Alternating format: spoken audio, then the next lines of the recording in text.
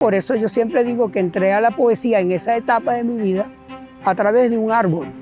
O sea, una vez fuimos a defender un árbol y le montábamos guardia. Pues lo iban a tumbar y entonces unos estaban de 10 a 12, otros de...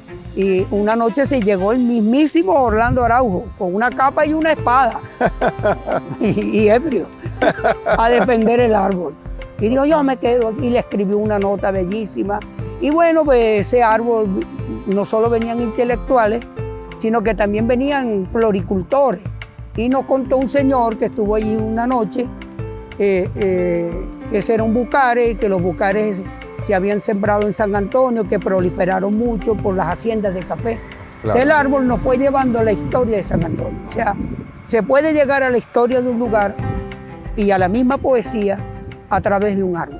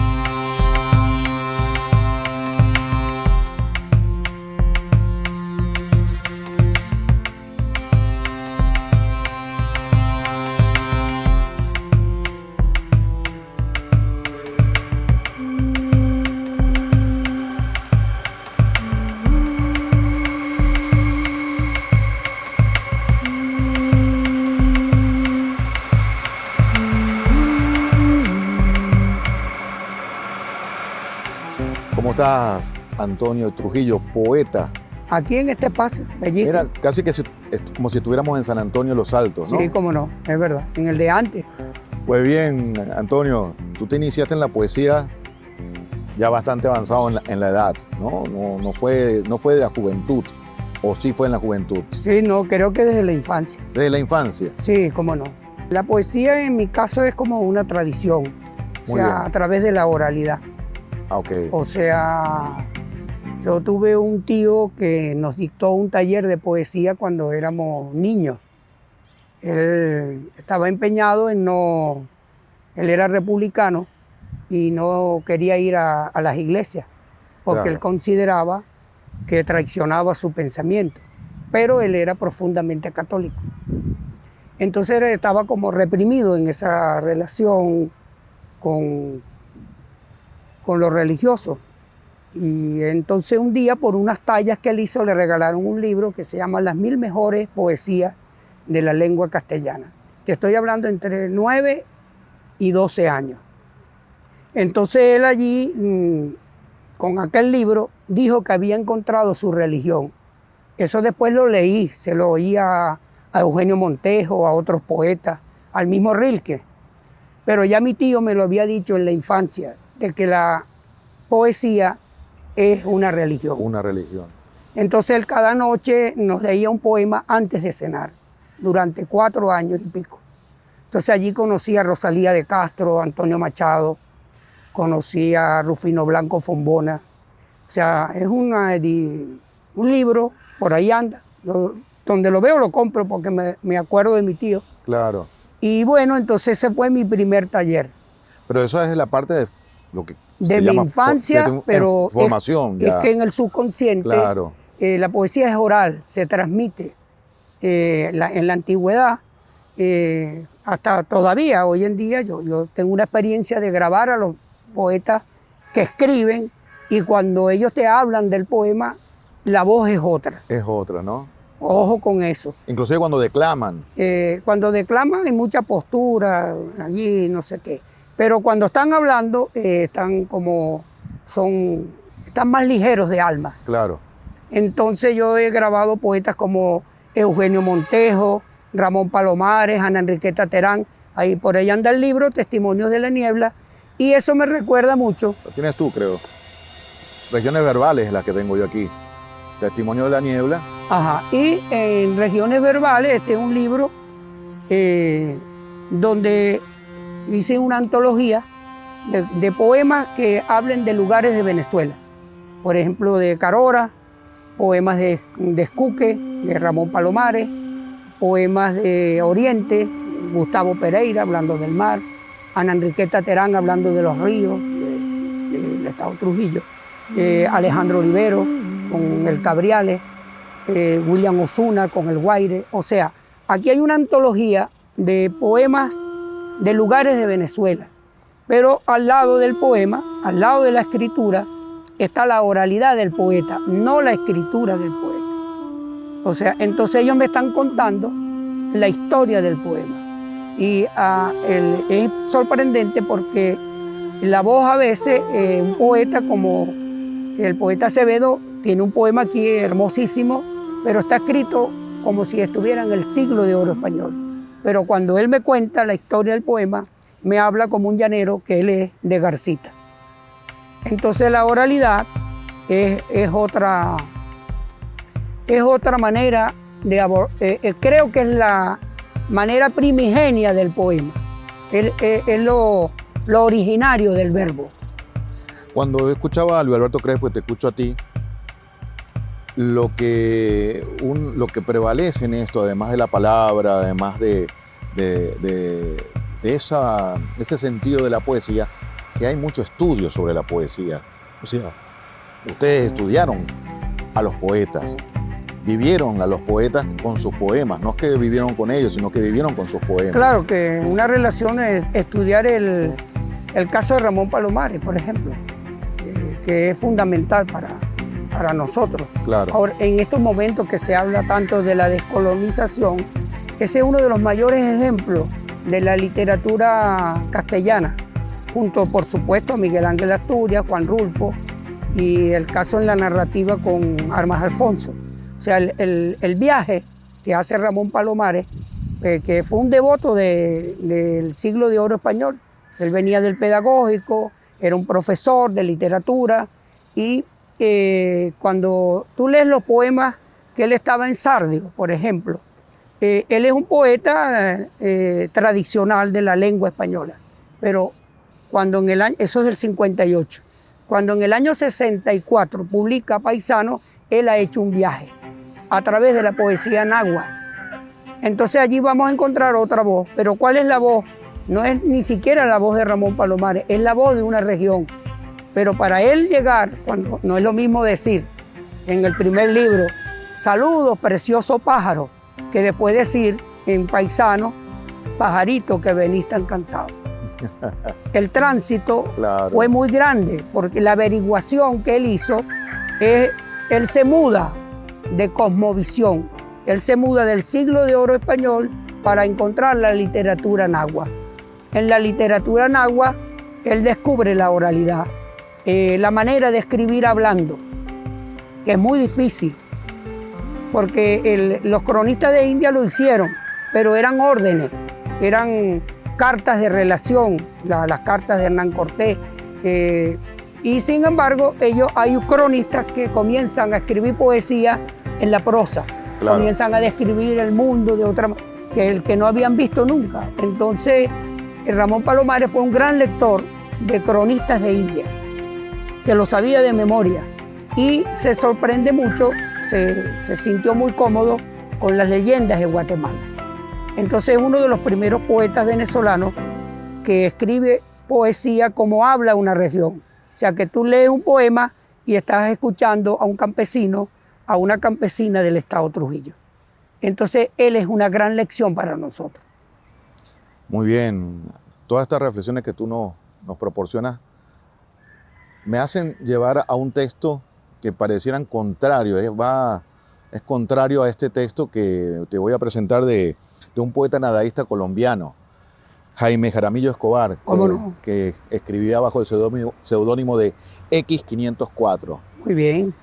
Él decía, o dijo, a nosotros no tienen que reprocharnos nada, porque no hemos ofrecido cosa alguna distinta a la desesperación y la poesía. Desde el principio avisamos que éramos inútiles, pero que haríamos malabarismo para sobrevivir. Muy bello. Hermoso como poema. Sí, pero la verdad es que en el caso tuyo, tú has hecho muchas cosas. Más que malabarismo, has estado recorriendo el país, has estado oyendo el país. oyendo el país. Me ha gustado oír al país.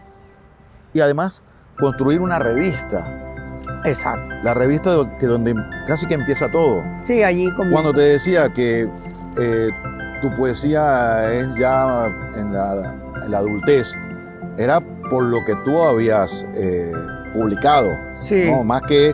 Yo había escrito, pero no publicado. No publicado, exactamente. Sí. Pero todo empieza de alguna manera también digamos, esta pasión por las publicaciones, por el hecho de registrarlas, todo lo que la memoria de un pueblo, de las cosas pequeñas, como le dicen ahora los historiadores. Sí, la historia local y la historia regional. La historia matria también le dicen. Matria. Sí, a través de, es un término de un escritor, un historiador mexicano llamado Luis González y González, que es como el padre pues de la historia regional. Muy bien. Y de la microhistoria.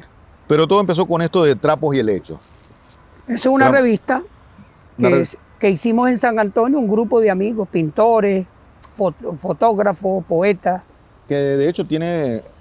Sí, esta es una revista... Fotos portadas que son testimonio de... Esta foto. No sé. Sí, la imagen... Esto era como... Sabes que allí en San Antonio en los años 70, 80 hubo un desarrollo urbanístico muy fuerte, ¿no? Entonces comenzaron amanecían los tractores sobre las colinas. Bueno, y esto es un desastre. Permisologías de unifamiliares y multifamiliares. Entonces el paisaje, ahí era como un fin de mundo que estábamos viviendo para nosotros, ¿no? Que estábamos allí a 20 minutos de Caracas, pero aquello era como un refugio de intelectuales, de poetas, en fin. Y muchos maestros profesionales de Caracas que comenzaron a vivir allí en esa zona, esa bella zona que es San Antonio de los Altos. Bueno, entonces y ese paisaje comenzó a ser alterado. Y nosotros, por eso yo siempre digo que entré a la poesía en esa etapa de mi vida a través de un árbol. O sea, una vez fuimos a defender un árbol y le montábamos guardia. Pues lo iban a tumbar y entonces unos estaban de 10 a 12, otros de...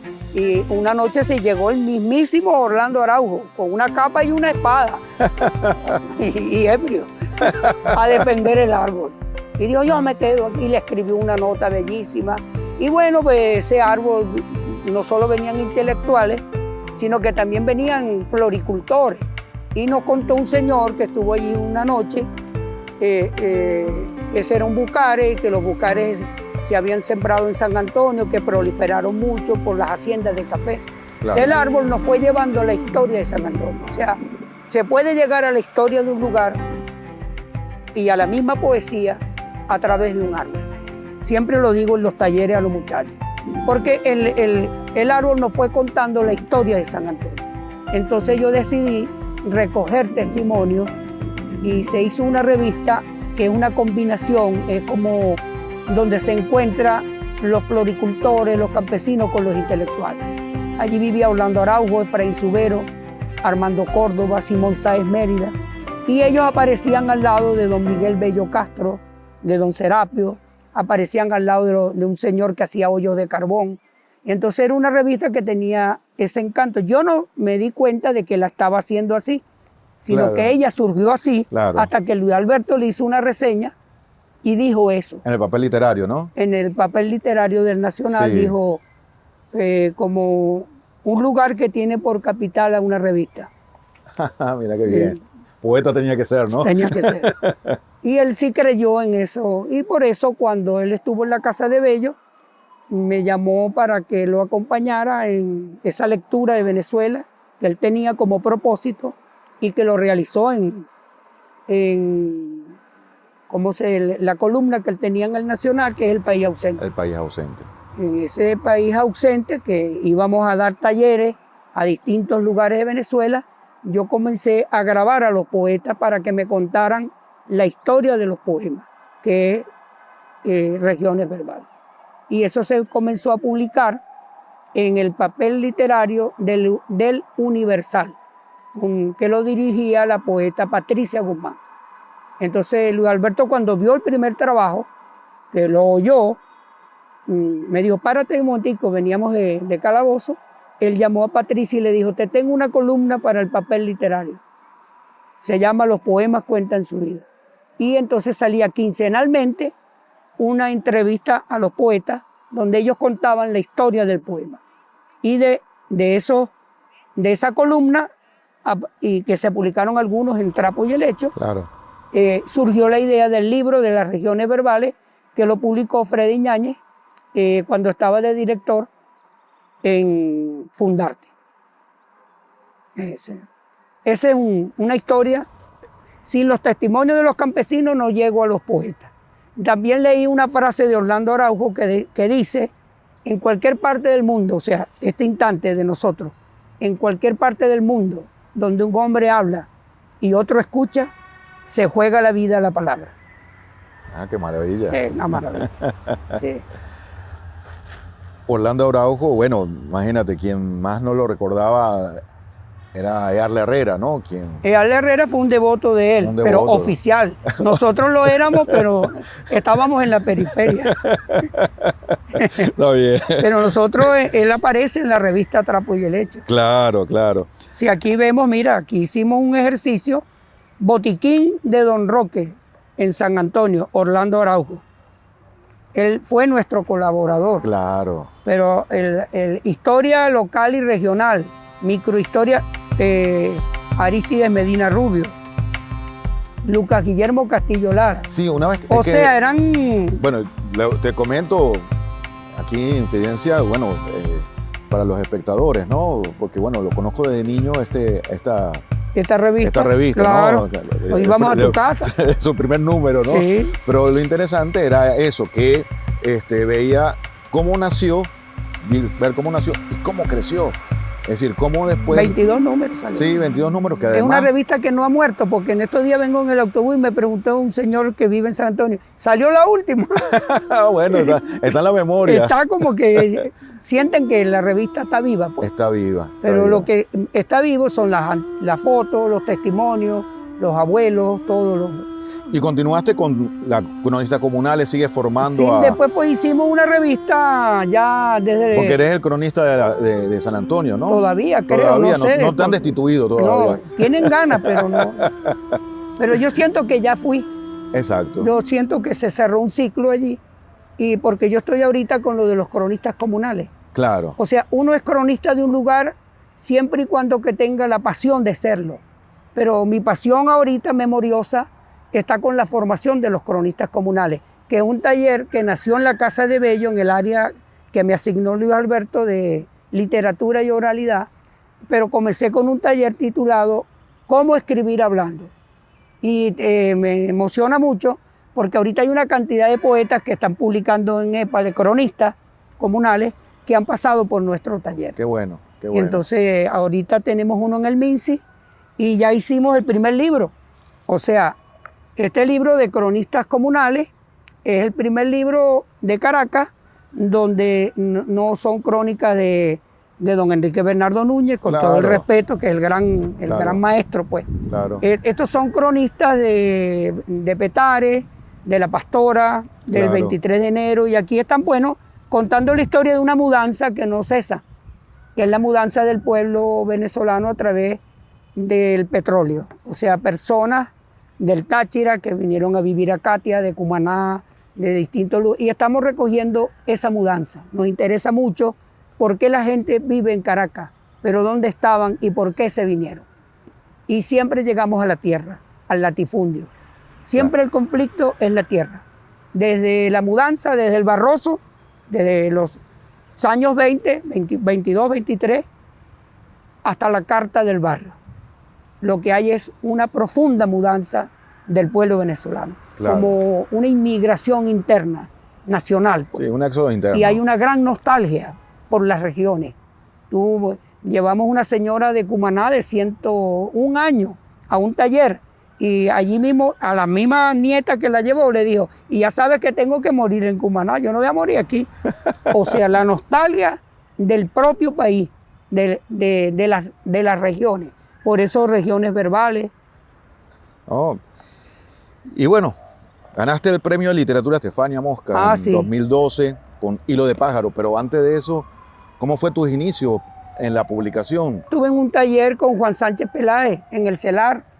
A partir de ahí No, en empezaste el a... año 80, cuando fundamos la revista, una amiga mía llevó unos poemas al CELAR. Yo ni sabía dónde estaba el CELAR. Yo no salía de San Antonio. Claro, Y un día salió en el Nacional de que me había ganado una bolsa de trabajo en el CELAR. una beca, sí. Y entonces fui para allá y me encontré con Juan Sánchez Peláez y un grupo de muchachos. Era en los años 80, habían unos más jóvenes que nosotros, inclusive de 18, 20 años. Yo tenía como 26, no sé cuánto. Y ellos estaban ahí. Y Juan nos dijo, ¿a ustedes les gusta la poesía? Sí, nosotros todos inocentes, pues que nos gustaba. La gente cree que la poesía es todo bueno. Entonces, sí. Y dijo, pero ustedes no viven felices. ¿Para qué quieren escribir? Si logran un bello poema algún día, van a hablar muy mal de ustedes, o de sus novias, o de su mamá. Quédense tranquilos, dijo él. Vamos a hacer una cosa. Piensen lo que le estoy diciendo y si están dispuestos a que los insulten en el futuro, nos vemos el viernes. Y nosotros fuimos como buenos mártires. Y estuvimos un año inolvidable con el gran poeta Juan Sánchez Peláez. Extraordinario, ¿no? Bello Una poeta. experiencia extraordinaria. Una obra breve, 3, 4 libros. Claro. Y es imborrable su poesía, es como huele a eternidad. Bueno, Monterroso decía que a todo poeta debería prohibírsele por ley publicar un segundo libro hasta que no demuestre fehacientemente que su primer libro era tan malo como para darle una segunda oportunidad. Sí, no, pero los poetas no creen eso. No creen eso. Siguen buscando el poema que nunca se escribe. Por eso... Por eso tienen una obra. Claro, una obra. Pero lo que están es buscando el verso que creemos que no hemos logrado. Está bien. Y eso se convierte, bueno, los árboles pagan toda esa neurosis. Claro.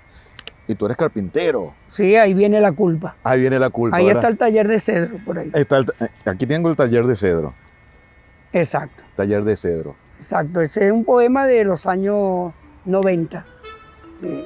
Ese es el árbol, es mi tío, aquel señor del que te hablé al principio, Claro. y es la culpa de Claro. tener un oficio donde tú, por un lado estábamos defendiendo los árboles en San Antonio, y por otro lado ejercemos un oficio donde se sacrifica el árbol.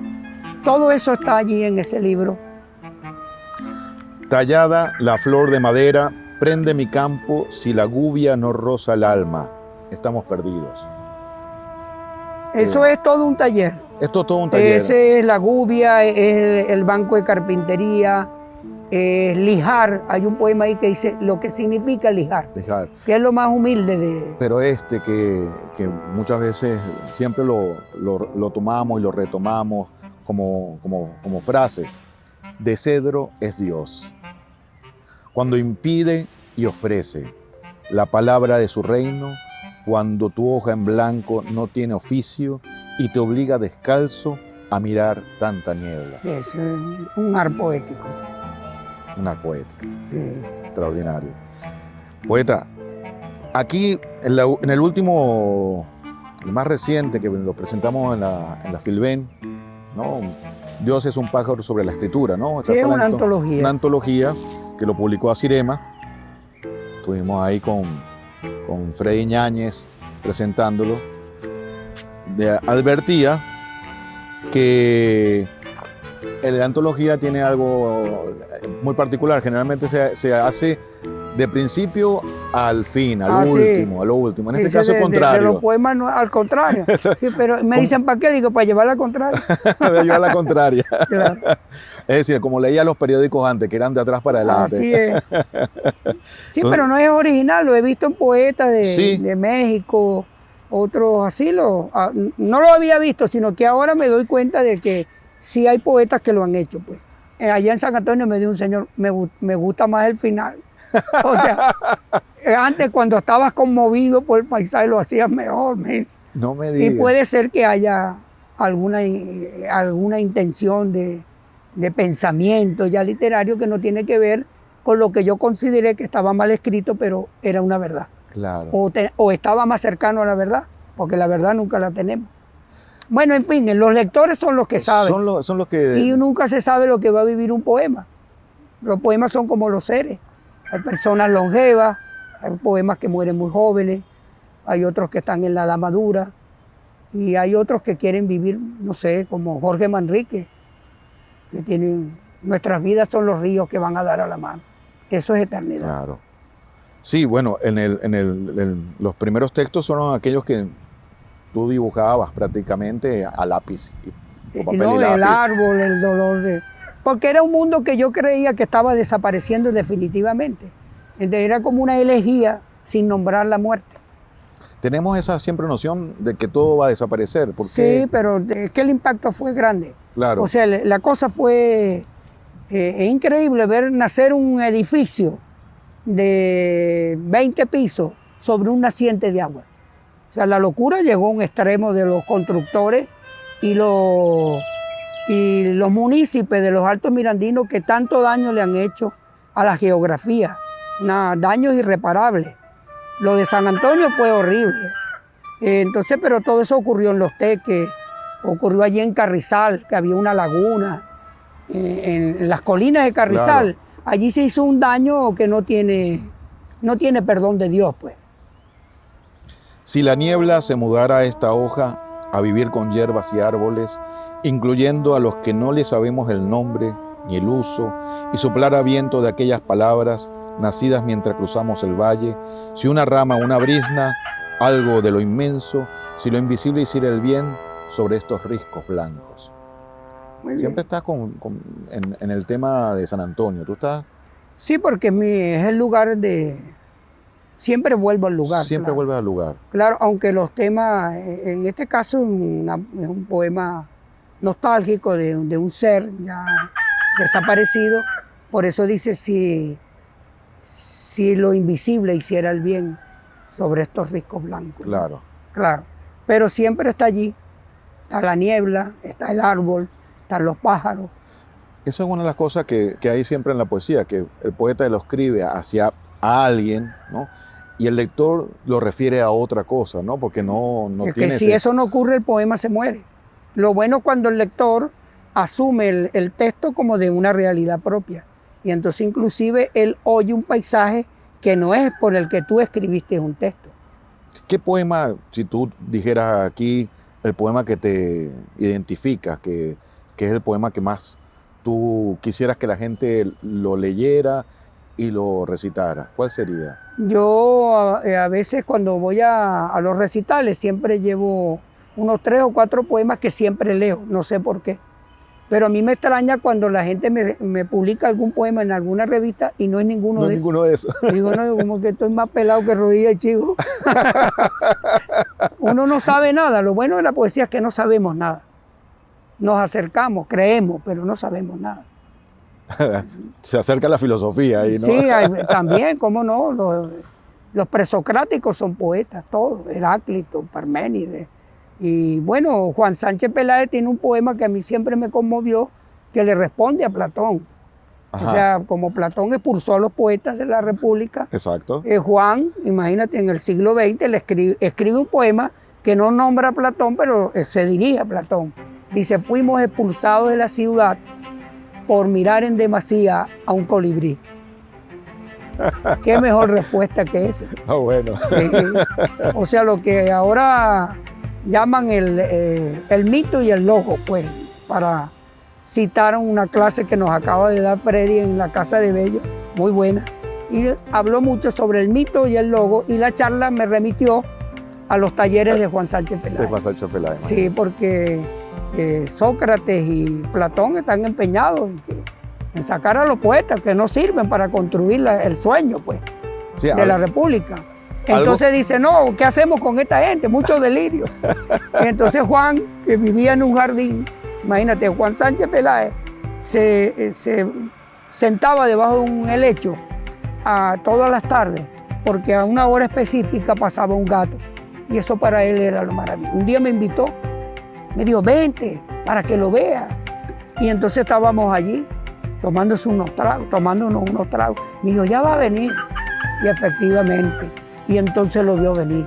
Me dijo, mira, ya está ahí Cuando llega al centro del patio se va a detener y nos va a mirar. Y el gato hizo todo lo que él decía. Y se perdió medio. Ya pasó, Antonio. Qué maravilla. Sacó un peine chiquito a peinarse. Y dijo, qué maravilla. Ese era un poeta que vivía la poesía a cada instante, pues. Poeta, muchas veces pensamos bueno, que los poetas son locos. Bueno, es un decir. Por ahí, que andan por ahí, no, es un decir, ¿no? Pero hay mucho de... El que esté libre de pecado, que lance su primer cerebro. Exactamente. Pero mucho de locura hay en todo esto, ¿no? Porque de pensar bajo palabra lo que soñamos o lo que imaginamos, lo que podría ser, sí, exacto. Tiene mucho... O sea, concebir la metáfora muchas veces... Sí, nos puede volver locos. Nos puede volver locos. Pero en esencia hacemos siempre estamos... te lo digo porque, como decía Leo Alberto Crespo, que su hija Amalia no entendía sus poemas, ¿no? Sí. En estos días a otro poeta le preguntó a un muchacho, le dijo, ¿y a ti te gusta la poesía? No. Le dice, ¿por qué? ¿No la has leído? Sí la he leído, pero no la entiendo. Muy bien. Decía. Entonces, claro, ese va a llegar más rápido. Ese va a llegar más rápido a la poesía, sí, exactamente. Sí, el que dice así llega más rápido. Por supuesto, entonces... Claro, es un oficio donde buscamos lo invisible. Es para volverse loco cualquiera. O sea, la poesía es un asunto de ancestros también. En cada poeta, en cada creador, en cada cultor, hay un ancestro que lo habita. No todos los ancestros. Hay un ancestro que es poeta o que está en contacto con el universo. Y ese es el que nos guía. Lo que no sabemos cuál es. No sabemos de todos nuestros ancestros quién es el que nos habita y el que prende esa lámpara para encontrar lo invisible, que es Dios. Nosotros, el arte, la palabra, los poetas, todos somos buscadores de Dios. O sea, no hay... Y Dios es invisible y tenemos que encontrarlo o acercarnos a Él. No sé, todo es un ejercicio donde se va como dentro de una niebla, ¿ves? Entonces hay que darle señales a los que están alrededor. Y a veces los que están alrededor están más cerca que nosotros. Y uno dice, es por aquí. Y no sabemos nunca nada. Una vez una señora, un señor allá, don Miguel Bello Castro, me contó una historia bellísima. O sea, y doña Luisa Hidalgo. Y ellos no son poetas, no sabían leer Claro. ni escribir. Claro. Y ellos contaban historias que muchos escritores quisieran narrarlas, tenerlas pues. O sea, tenían una imaginación. Hay uno que me dijo un poema de memoria en la Plaza Bolívar de San Antonio, porque tumbaron un árbol, y él me dijo, mira este árbol, que fue una vida de sombra clara y memoria viva. Era como un haiku. Y yo, cónchale, pero... Y yo lo anoté en una libretica. Y como estábamos diagramando la revista, le dije, mira, pon este poema y le pones el nombre de don Miguel. El nombre es su apellido. Entonces, cuando salió la revista, yo fui y se la llevé. Entonces estaba en la plaza, le digo, mire, don Miguel, aquí hay un poema suyo. Me dijo, ¿un poema mío? Digo, sí. Entonces él agarró la revista, no sabía leer ni escribir, hizo así, me dijo, voy a la casa a buscar los lentes porque no los tengo. Cruzó la calle, le llevó la revista a su esposa, que sí era maestra, y le leyó el poema. Entonces me invitó a su casa al día siguiente, como si yo fuera de esos doctores que iban al pueblo. Me agarró por el brazo, me pasó por el recibo y le dijo a la muchacha de la casa, tráigale un brandy a Antonio que yo voy por los tabacos.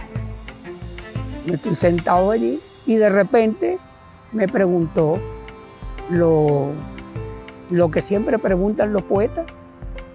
Dice, ¿qué le pareció mi poema? Y yo le dije, usted es un poeta, le dije yo a él. Y el Señor se le salieron las lágrimas. Y me dijo, siempre fui eso que usted dice. Yo iba con mis burros para Caracas y veía esos techos rojos y lo que quería era escribir. Y se puso bravo. Con su propio destino. Qué cosa, ¿no? ¿Qué cosa? Y entonces eso es una enseñanza. Claro. Yo se lo conté a Juan y se lo allá en el taller. ¿De dónde vienes tú?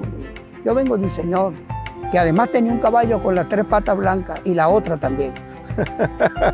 Si de surrealismo hablamos. Gracias, Antonio, Siempre la orden. por estar con nosotros aquí en La Forma del Libro. No, gracias a ustedes. Haberle dado carpintería a esta forma Muy del bien, libro, porque la chévere. verdad es que le has dado una forma muy, muy visible, más que invisible. Bien, gracias pues. Gracias, hermano. Bien, gracias a ti y a Joel. Así es.